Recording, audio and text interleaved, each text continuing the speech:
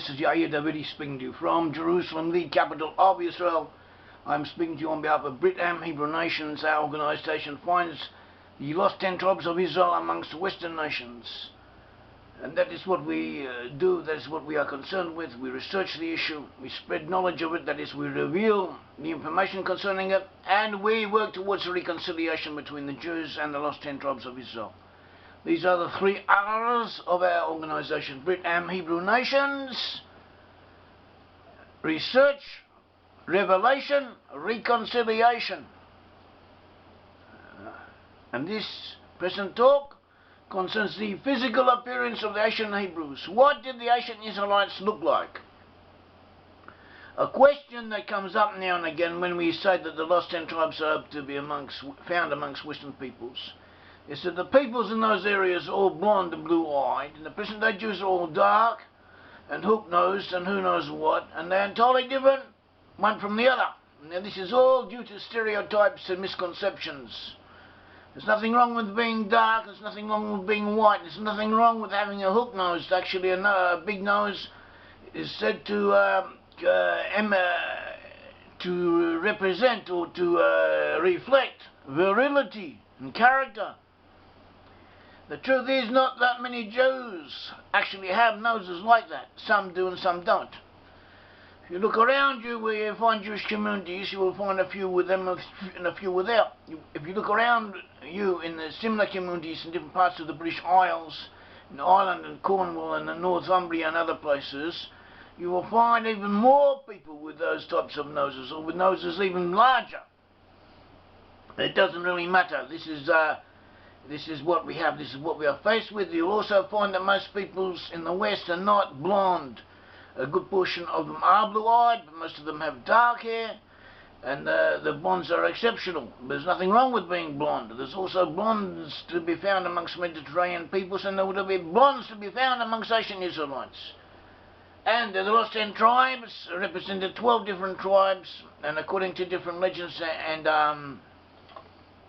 and traditions that we have in Midrashim and so on, the forefathers of these different tribes married different women from different nations, so this still would have had implications concerning the physical appearance of their descendants. Not only that, but it has been more than 3,000 years since they separated from each other physically, and even before then they more or less tended to stick together. So you have a phenomenon such as genetic drift, you have the influence of environment, you also have some intermarriage with the surrounding nations. And so you have differences between them, between different Hebraic nations or nations whom we identify as being Israelites. But the differences are not as large as people would like to think.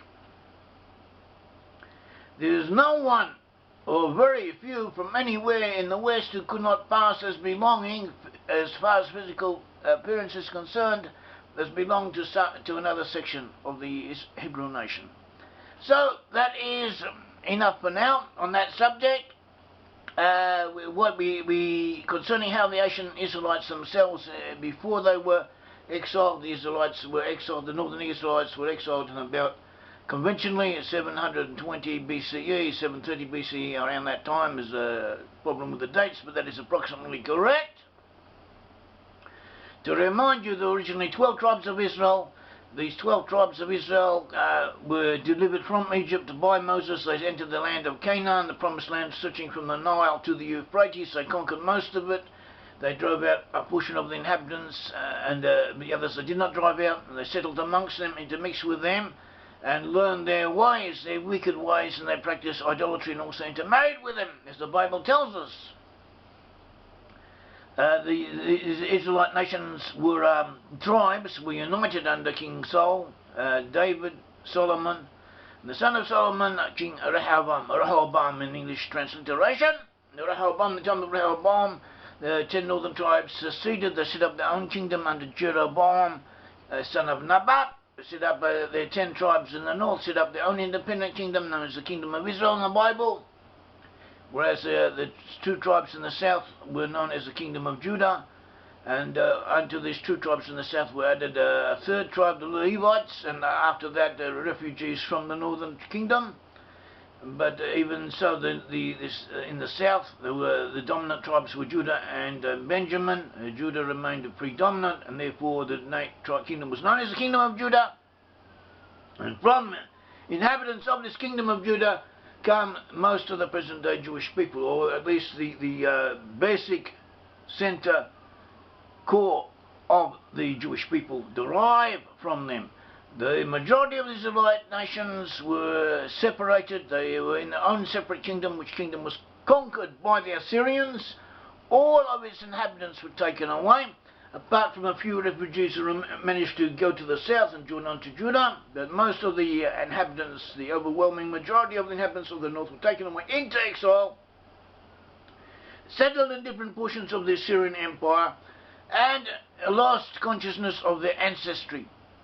And they were already, as far as religion is concerned and other things, were already not exactly Israelites in our sense of the word anyway. Physically they were descendants of Israelites, but culturally and religiously they had already departed from the straight and narrow path before their exile, and they remained in their wayward ways, one could say, right up until the end, and right in some respects up until our own time. And we don't exactly know what they look like on the whole, but we do find representatives and remarks concerning different individuals amongst them, and from that we can learn concerning the rest. So we have Egyptian pictures. We have Egyptian pictures of what appear to Hebrew slaves. These pictures appear to date from before the Exodus. They appear to represent Israelites, and in these pictures some of the people who are working as slaves have blonde hair, fair skin, where others are darker. The majority are darker, but people with fair skin are present, and they do stand out. They are there. Afterwards the Israelites came out of Egypt and they conquered the land of Canaan. The land of Canaan, according in the Egyptian writings or inscriptions, was known as Amuru, after the Amorite people who lived there beforehand. It's also known as Retanu, and these names were given to this region and also to the region of Syria, and we have depictions of peoples from these areas of Amuru and Retanu at the time when Israelites were predominant in the region, so therefore the pictures presumably represent Israelites, and often the people depicted are darkish, quite dark in some cases. But you also find red-haired people with red-headed beards, red-haired beards here and there, blonde-haired people, people with blue eyes, even though brown eyes seem to be predominant. People with blue eyes are also shown. Incidentally, the Egyptians were known to represent different physical types from the neighbouring areas to emphasise physical differences, and they were to be accurate in this respect. Whereas other nations, for instance, the Assyrians, were not so selective, were not so accurate in the way they portrayed other peoples. Egyptians were conscious of physical differences between different nations, and they're representative of the other peoples, even sometimes reaches the point of caricature. And so someone with a red beard, someone with red hair, light skin, light coloured eyes, is automatically considered to be of the Assyrian or the Israelite Amorite type. And this is what we find in Egyptian illustrations. We also find that that Shishak, or presumably Shishak, an Egyptian king, invaded the kingdom of Judah and the kingdom of Israel, and he invaded it, and he took tribute and hostages back with him, and he also depicted the heads of towns that he passed through, towns in northern Israel, and these depictions are carved, chiseled out in stone, and they are quite accurate. They look like even black and white photographs. They're not in colour, but they tend to concentrate on detail of the peoples depicted. And the peoples who are so depicted have the typical profiles and features of personages who are elsewhere described as being Amaru from this region. And so this connects up. This connects up that this was what the Israelites looked like, or at least a portion of them. We have so that is. We also have carvings, ivory carvings of Israelites, and of people from the area. The Israelites depicted themselves. And these show, they do not show the colouring, but they show the outline and the features are similar to those of the European peoples in general. And this is well known. Can be looked up. There are examples of it, and it is not something that is disputed. This is accepted, that this is what the Israelites in those times looked like, and so do the peoples around them. In Jewish sources, we have what could be considered contradictory references.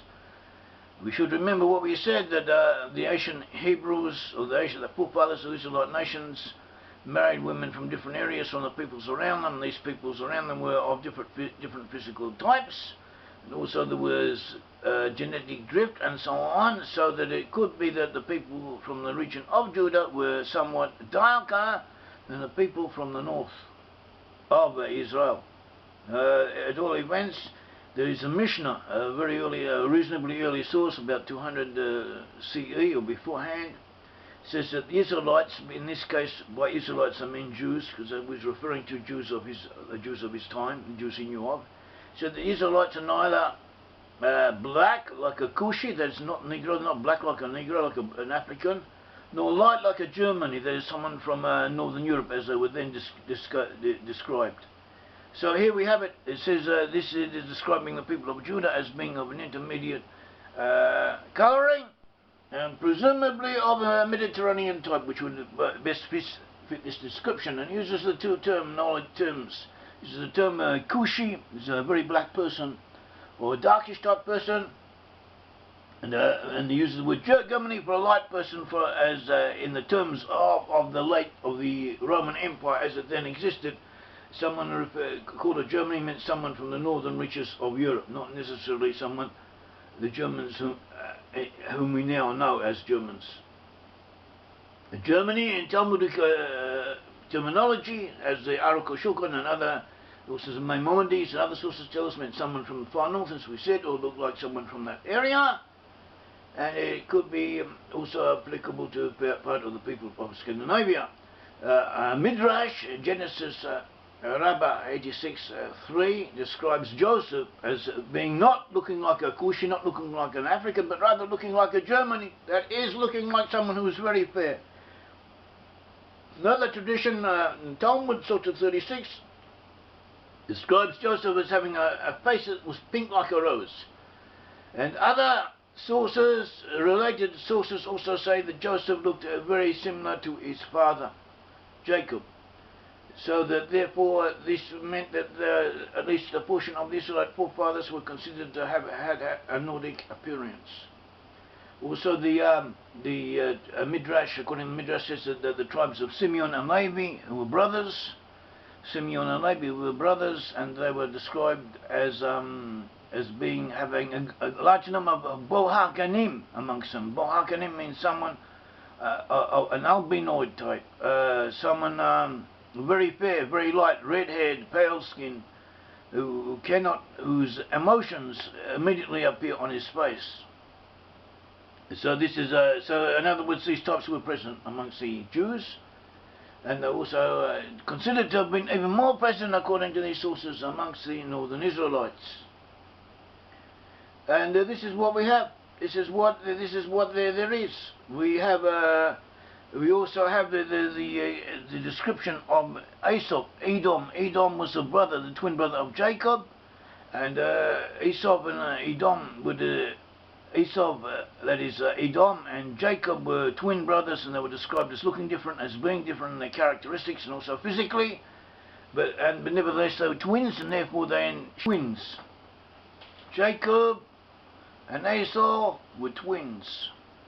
Even though they were physically different, the genetic potential of each was one in the other. It must have been. Esau is described as red-haired. Edom is also known as Edom. Edom means red-haired. Esau was born red-haired. He was referred to as Admoni, reddish, red-haired. Also King David later was also given the same description. The same adjective is applied to David. David was also Admoni, meaning red-haired. So this red-haired characteristic was, according to the Bible, was present amongst the ancient Israelites.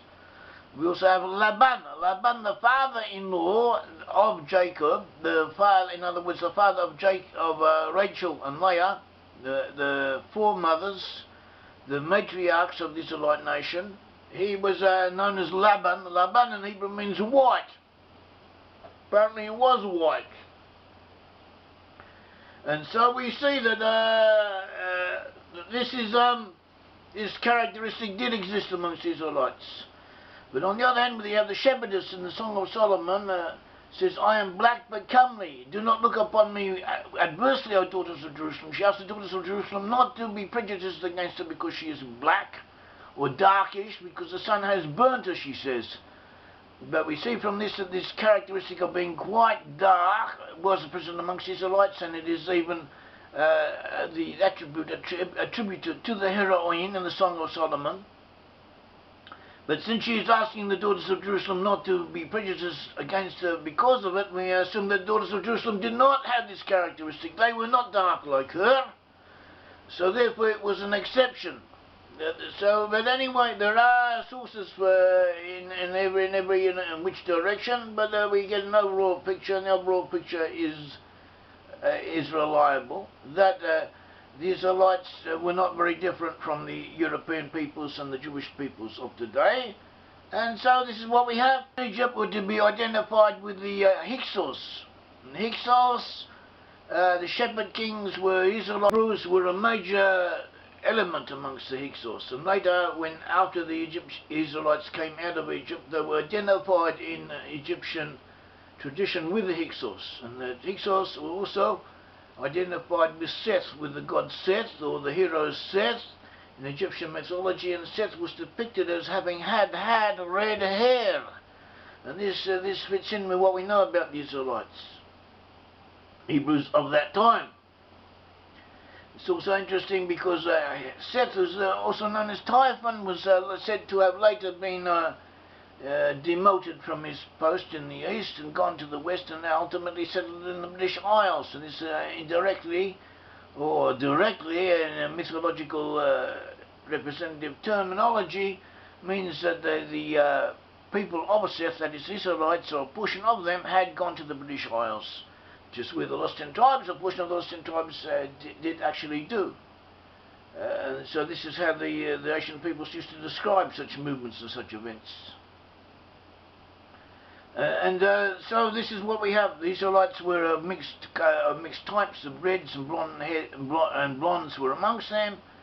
There also had dark types amongst them, and this was a proportion of their physical characteristics, how they appeared. They appeared this, as we have said, the Western Europeans, a good portion of Western Europeans now appeared.